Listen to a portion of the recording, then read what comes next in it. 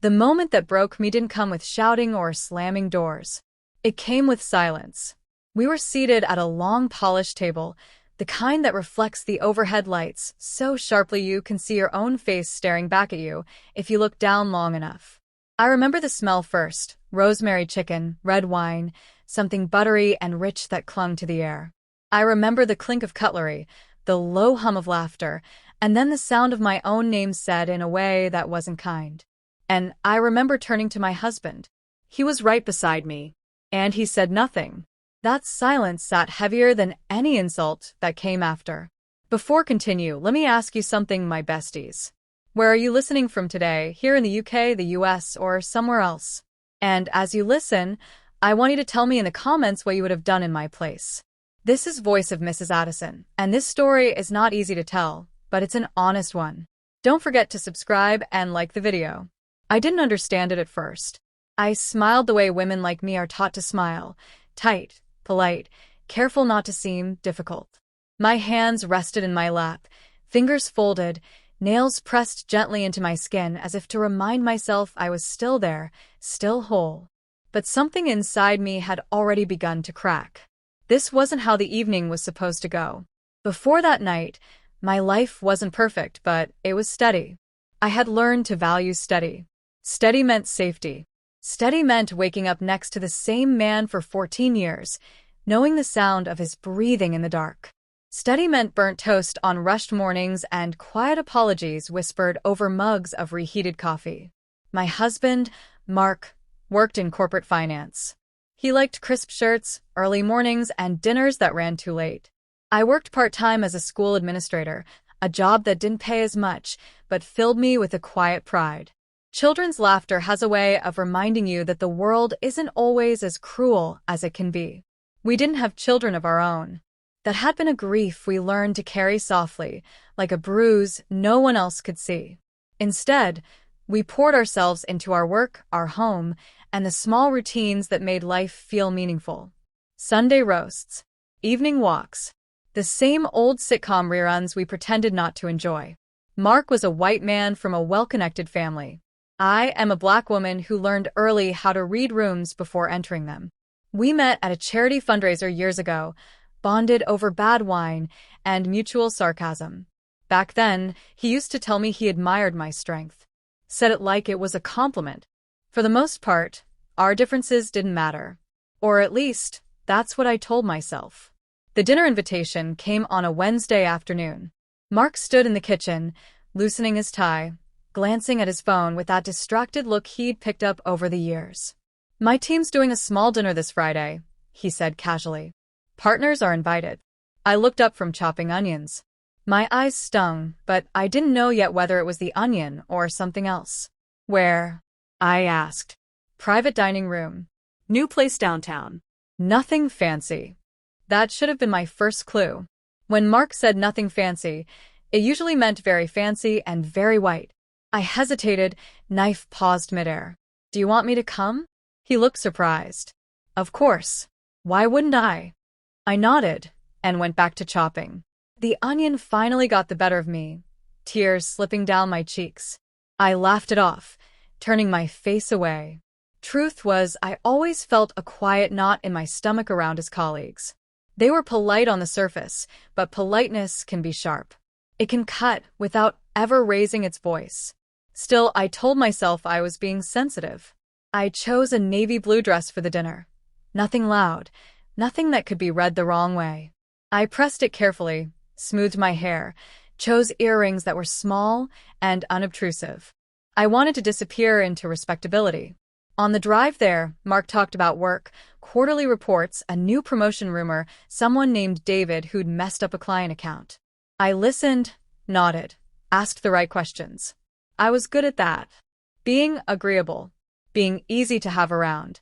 The restaurant was all glass and soft lighting, the kind of place where the servers speak in hushed tones. The private dining room was already half full when we arrived. Men in tailored suits. Women with manicured hands and practiced smiles. Introductions were made. Names slipped past me like water through fingers. "This is my wife," Mark said, resting his hand briefly on my back. His hand didn't stay there long. We sat. Wine was poured. Conversation flowed easily. Vacations in Tuscany, private schools, mutual acquaintances I'd never met. I smiled when appropriate, laughed softly when expected. Then someone across the table, a man with silver hair and an amused expression, tilted his head and looked directly at me. "So," he said, swirling his wine, "where are you really from?" The table chuckled lightly, as if it were an innocent question. My smile stiffened. "I'm from Birmingham," I said calmly. He laughed. No, I mean before that." I felt it then, that familiar tightening in my chest. I glanced at Mark. He was staring at his plate, adjusting his napkin. "I was born in Birmingham," I repeated, my voice even. "So were my parents." Another woman leaned in, her smile thin. "Your English is excellent," she said, like she was offering praise. I heard a few murmurs of agreement. My ears rang. The room felt suddenly too warm. I waited for Mark to say something, anything. To laugh it off, to change the subject, to put a hand on mine and remind the room that I belonged. He took a sip of wine, said nothing. And in that moment, as conversation moved on without me, I realized something painful and true. This dinner wasn't the first time he'd been silent. It was just the first time I couldn't ignore it. I swallowed hard, lifted my glass, and took a careful sip. The wine tasted bitter. I didn't yet know how deeply that silence would wound me. But I knew, sitting there under those polite lights, that something in my marriage had shifted. And once something shifts, it never quite goes back. The drive home was quiet in the way that feels intentional. Streetlights passed in steady intervals, casting brief shadows across Mark's face. He kept both hands on the steering wheel, jaw set, eyes forward. I watched him from the passenger seat, studying the familiar lines of his profile as if I were seeing him for the first time. The city hummed outside the car, but inside, there was a thick, padded silence. I waited. I always waited. Finally, I said his name. Softly. "Mark." He exhaled, like the sound annoyed him. "Yeah." I chose my words carefully, the way women do when they already sense the answer might hurt. "Did you notice what happened back there?" He frowned slightly. "What do you mean?" My fingers curled into the fabric of my dress. The comments, the way they spoke to me. He was quiet for a moment, then shrugged. They didn't mean anything by it. That was it. That was all. The car stopped at a red light, and I felt something inside me sink. "They asked me where I was really from," I said. "They praised my English." "Mark, that's not harmless." He glanced at me briefly, irritation flickering across his face. "You're reading too much into it." The light turned green. He drove on.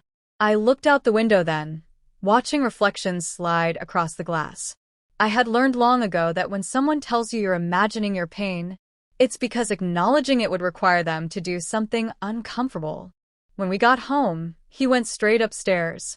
I stayed in the kitchen, slipping off my shoes, listening to the quiet tick of the wall clock.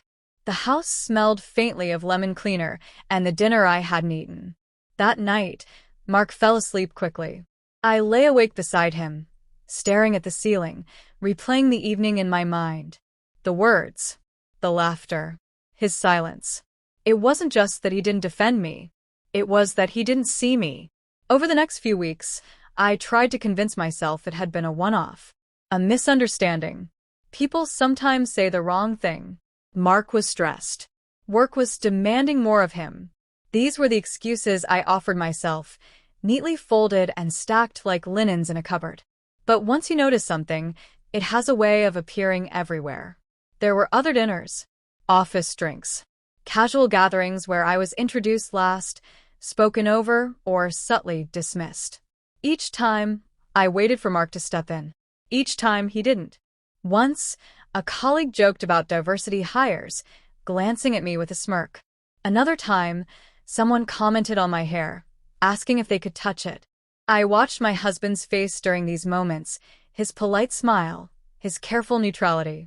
Afterward, when I brought it up, his responses followed a pattern. "You're too sensitive." That's just how they joke. "You don't want me causing a scene, do you?" causing a scene, as if my dignity were a disruption. The realization crept in slowly, like damp seeping through walls. Mark's silence wasn't accidental. It was strategic. Speaking up would cost him social comfort, professional ease, maybe even opportunity. And I was the easier thing to sacrifice. One evening, as I folded laundry in the living room, I asked him directly, "Why don't you ever say anything?" He looked genuinely confused. Say what? When they insult me. When they reduce me to a stereotype. He sighed, rubbing his temples. I don't think they're insulting you. I stood there holding one of his shirts, the fabric warm from the dryer. Then why does it hurt so much? He didn't answer that. Instead, he said, I wish you'd stop making everything about race. The words landed heavily between us. I realized then that we weren't having the same marriage. To him, these moments were inconveniences. To me, they were reminders of every room I'd ever had to prove I belonged in. And the man I married had decided that my pain was less important than his peace. The real breaking point came a month later at a formal company dinner, larger, louder, impossible to fade into. I almost didn't go. My body knew before my mind did that something wasn't right. But Mark insisted. It's important, he said. People expect us. Us. I wore a black dress that night. Elegant. Simple. I stood tall beside him as we entered the ballroom, reminding myself that I had earned my place in any room I walked into. The evening unfolded predictably. Drinks. Speeches. Laughter that sounded a little too forced. And then, during dessert, someone made a comment about quotas and optics, their eyes flicking to me again. This time, the laughter was louder. My chest tightened. I turned to Mark, searching his face. He smiled politely, said nothing. Something in me snapped, not loudly, not dramatically. Just a quiet, final break. I excused myself and walked to the restroom, locking myself in a stall. My hands shook as I gripped the door. I breathed slowly, counting tiles on the floor until the sting behind my eyes faded. I didn't cry. I was past that. When I returned to the table, Mark looked surprised. You okay? Yes, I said, my voice steady. I just realized something. What's that? I met his eyes. I'm alone in this marriage. His expression hardened. That's not fair. Neither is your silence, I replied.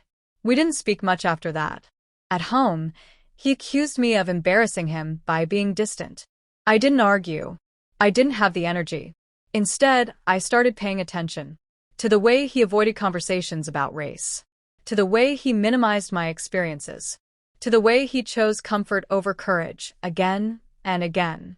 And slowly, painfully, I began to understand that the dinner wasn't the betrayal.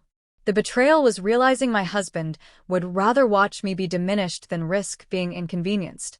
That understanding settled deep inside me, heavy and undeniable. And once I accepted it, I knew I couldn't keep living the way I had been, quiet, accommodating, shrinking myself to fit into rooms that were never built for me. Something had to change. I just didn't yet know how far that change would go. After that night, something inside me went quiet. Not the peaceful kind of quiet. Not rest.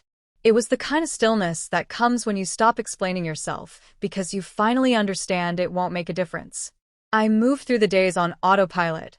Wake up, go to work, come home, make dinner, ask polite questions, receive distracted answers. Mark noticed the change, but only in the way someone notices a draft after a window has been left open. You've been distant, he said one evening, loosening his tie as he stood in the doorway of our bedroom. I've been tired, I replied, folding a cardigan with slow precision. He nodded, satisfied with that. Tired was something he could understand. Hurt was not. At work, I found myself lingering in empty classrooms after hours, listening to the faint hum of the building settling. There was comfort in those quiet moments, no explaining, no defending, no shrinking. Just me, alone with my thoughts and the faint smell of chalk dust and cleaning solution. It was during one of those evenings that I realized something unsettling.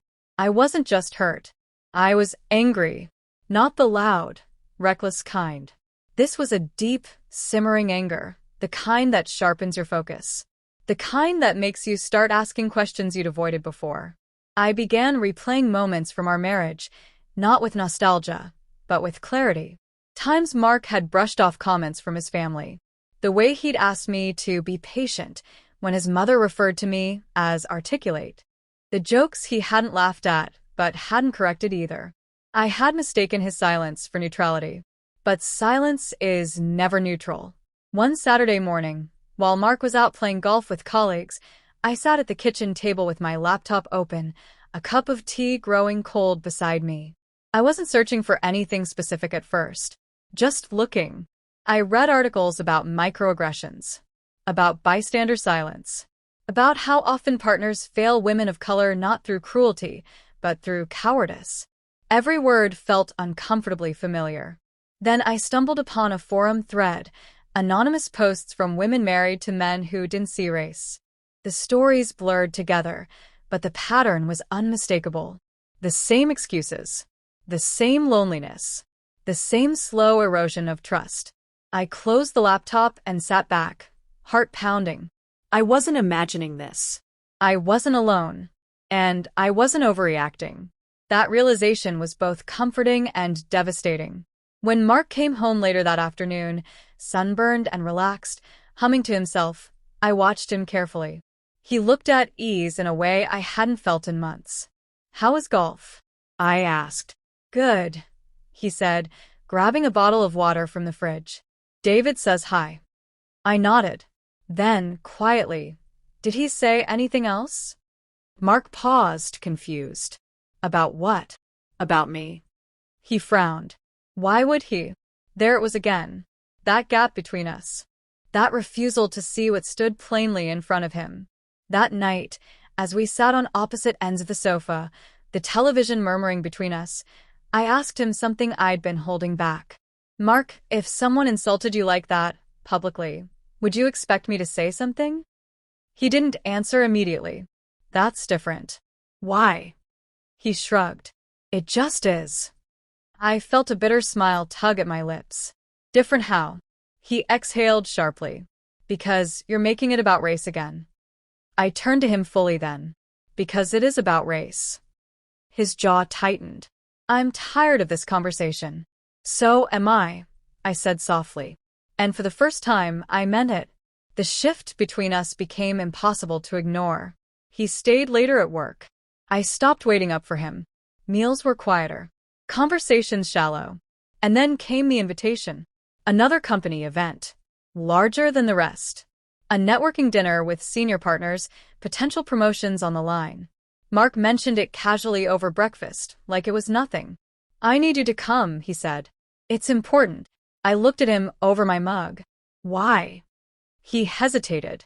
"Optics." The word hung in the air between us. "Optics for who?" I asked. He didn't meet my eyes. "You know."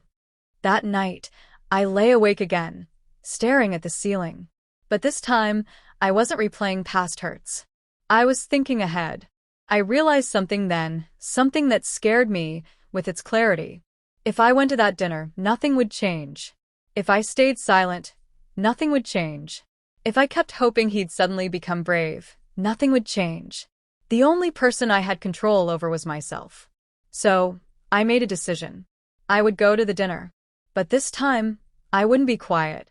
The evening arrived with a strange calm settling over me. I dressed slowly, deliberately. I chose a deep green dress that hugged my shoulders just right. I wore my hair natural, unapologetic. I looked at myself in the mirror for a long moment. "I belong," I whispered. Not to that room. Not to those people. But to myself. On the drive there, Mark talked nervously, like he sensed something was different. I listened without responding much. My mind was steady, my resolve firm. At the venue, the familiar faces appeared, smiling, polite, dismissive. I greeted them warmly. I listened. I observed. And then, halfway through the evening, it happened again. A joke. A glance. A comment designed to belittle without ever being explicit. The table laughed. I felt Mark shift beside me. And in that moment, Before he could choose silence again, I spoke. My voice was calm, measured, clear. I'm curious, I said, smiling slightly. What exactly do you mean by that? The laughter faltered. Forks paused midair. Eyes turned toward me. The man who'd spoken looked startled. Oh, I didn't mean anything. I know, I said gently. But impact matters more than intent. The room was very quiet now. I continued. Comments like that assume I don't belong here. But I do. And I won't pretend otherwise to make anyone comfortable. No shouting. No anger. Just truth. I felt Mark stiffen beside me. I didn't look at him. The conversation moved on awkwardly, but something had shifted. People were more careful now. More aware. Later, as we stood to leave, one woman touched my arm lightly. That was very brave, she said. I smiled. It was necessary. In the car, Mark was silent. At home, he finally spoke. You embarrassed me. I looked at him, then really looked. No, I said. I embarrassed you because I refused to be embarrassed of myself. His face flushed. You could have handled that privately. I nodded slowly. So could you? Many times. He didn't respond. But I saw it then, clear as day. My speaking up hadn't just exposed their prejudice. It had exposed his. And I knew, deep down, that this moment was only the beginning. Because once you stop being silent, there's no going back. After that night, the air between us changed. It wasn't explosive. There were no slammed doors or raised voices. It was colder than that. Sharper. Like living in a house where the heating has quietly gone out and no one wants to admit they're freezing. Mark became defensive in small, telling ways. He corrected my tone when I spoke. He replayed the dinner over and over, insisting I had misread the room. That I had made things awkward. That people were now talking. I noticed how often the word people came up. Never me. Never us. One evening, as I rinsed dishes at the sink, he leaned against the counter and said, "You know this could affect my career." I turned off the tap. The sudden silence rang in my ears. My dignity affects your career? I asked quietly. He hesitated. That's not what I said. It's exactly what you said, I replied, drying my hands slowly. You just said it more politely. He ran a hand through his hair, frustration written all over him. Why do you have to make everything a battle? I looked at him, then really looked. Because, for some of us, it already is. That night, he slept in the guest room. And for the first time in 14 years, I didn't ask him to come back. What followed was a slow unraveling. Mark's colleagues stopped inviting us as a couple. Invitations came addressed to him alone. He began attending events without telling me, coming home later than usual, his answers vague when I asked how his evening went. At first, I thought it was embarrassment. Then I realized it was resentment. One afternoon, I arrived home early from work and found him on the phone in his study. His voice was low, urgent. I know, he was saying. She's complicated. I'm dealing with it. I stood in the hallway, unseen, my heart pounding. When I stepped into the room, he jumped slightly. How long have you been standing there? Long enough, I said. He closed his laptop. You shouldn't eavesdrop. You shouldn't talk about your wife like she's a problem to be managed, I replied. His face hardened. You don't understand the pressure I'm under. I laughed softly, though there was no humor in it. You think I don't understand pressure? We stared at each other across the room, two people who had once promised to protect one another. That promise felt very far away now. The breaking point came unexpectedly on a Tuesday evening, over takeaway containers and half-warm food. Mark cleared his throat. I've been thinking, he said. I looked up, already bracing myself. Maybe it would be better if you didn't come to work events for a while. There it was. Said plainly. No pretense. So I don't embarrass you, I said flatly. So things don't get complicated, he corrected. I set my fork down. Do you hear yourself? He sighed. I'm just trying to keep things smooth. For who? For everyone. I shook my head slowly. Everyone except me. His voice rose slightly. Why can't you just let things go? I stood up then, my chair scraping against the floor.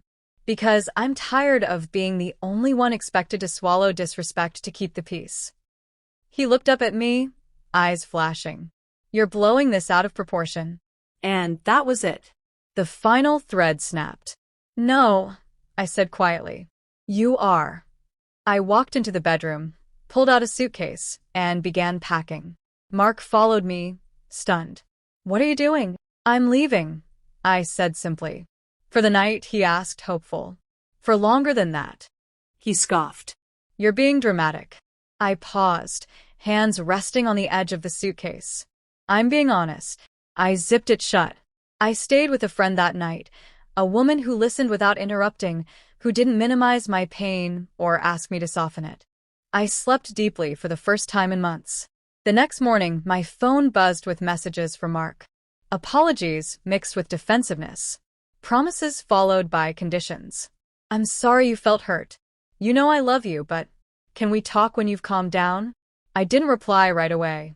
Instead, I met with a therapist I'd been seeing quietly for months. I told her everything, every dinner, every silence, every time I'd been made to feel like my humanity was an inconvenience. She listened, nodded, and finally said, "You're grieving a marriage that existed more in your hope than in reality." The truth of that sat heavy in my chest. When I returned home days later to collect more belongings, Mark was there, waiting. I didn't think you'd actually leave, he admitted. That's part of the problem, I replied. We sat at the kitchen table, the same one where we'd once planned holidays and discussed paint colors.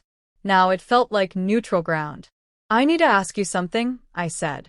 And I need you to be honest. He nodded cautiously. Do you believe what they said about me?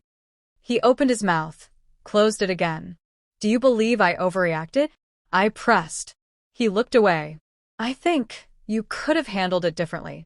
I felt a deep sadness then, not anger, not shock, just sadness. That's your answer, I said softly. He reached for my hand. I pulled it back. I needed a partner, I continued. Someone who would stand with me, even when it was uncomfortable, especially then. I didn't know how, he whispered. I stood. And you didn't try. Word travels quickly in professional circles. Within weeks, whispers followed Mark. Not cruel ones, just quiet shifts. Invitations slowed. Promotion stalled. People remembered that dinner. Remembered the woman who spoke calmly but firmly. Remembered the man who sat beside her and said nothing. He called me one afternoon, his voice strained. They're treating me differently. I closed my eyes.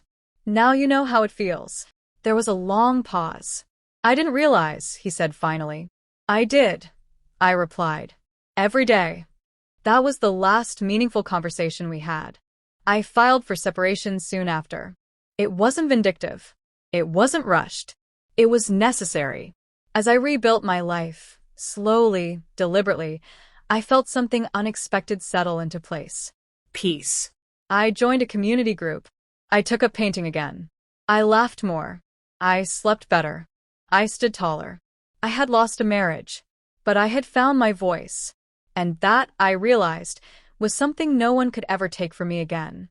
The months after the separation felt strangely quiet. Not empty, just uncluttered. Like a room that's been cleared of furniture you never truly liked but kept out of habit. I moved into a small flat not far from my job. It had creaky floors and windows that let in too much morning light, but it felt like mine in a way the old house never quite had. I learned new rhythms. Early walks before work. Music playing while I cooked. Silence that didn't accuse me of anything. Mark tried to reach out at first. Messages came late at night, filled with regret that always seemed to stop just short of accountability. I miss you. Things aren't the same without you. I didn't know it would turn out like this. I never responded with anger. I didn't need to. Distance had done the work I couldn't do while I was still inside the marriage.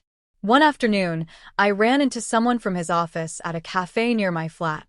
A woman I vaguely remembered from one of those dinners, the one who'd touched my arm and called me brave. She hesitated when she saw me. Then she smiled. I've been hoping I'd run into you. We talked over coffee. Small talk at first. Then she said, carefully, You know, what you said that night changed things. I raised an eyebrow. How so? She stirred her drink. People are more aware now. More cautious. Some uncomfortable. But that's not always a bad thing. I nodded, absorbing that. She hesitated again. Mark didn't recover the way he thought he would. I felt no satisfaction in that. Just a quiet acknowledgement. I hope he learned something from it, I said. She looked at me with something like respect. I think you already taught him more than anyone else ever did. Healing didn't come all at once. There were nights I lay awake replaying conversations, wondering if I could have said things differently. If I should have been gentler, quieter, easier. But then I would remember how tired I had been, how small I'd made myself to keep the peace. And I would remind myself, love that requires your silence isn't love. It's convenience. Therapy helped. So did honest conversations with friends who didn't rush me toward forgiveness or closure. They let me sit with the truth as long as I needed to. Slowly, I began to trust myself again. I started speaking up more at work, taking up space in meetings, correcting assumptions without apology. It felt awkward at first, like wearing shoes that hadn't been broken in yet. But soon, it felt natural. About a year after the separation, Mark and I met one last time to finalize paperwork. We sat across from each other in a neutral office, both older in ways that had nothing to do with time. He looked at me carefully. You seem different. I smiled faintly. I am. He nodded. I should have stood up for you. Yes, I said simply. I was afraid, he admitted. Afraid of losing respect. Afraid of being on the outside. I met his eyes. So was I. The difference is I lived there. He swallowed hard. I'm sorry. I believed him. But belief didn't mean reconciliation. I forgive you, I said. But forgiveness doesn't mean going back. He nodded slowly. I know. We stood, shook hands, formal, distant. And that was the end of us. What I gained from that loss wasn't bitterness. It was clarity. I learned that silence is a choice. That love is an action, not an intention. That dignity isn't loud, but it is firm. Most of all, I learned that speaking your truth may cost you relationships that were never built to hold the real you. And that's not failure. That's freedom. Before I go, dear ones, let me ask you this. If the person who promised to protect your heart stayed silent while others tried to break it, what would you do?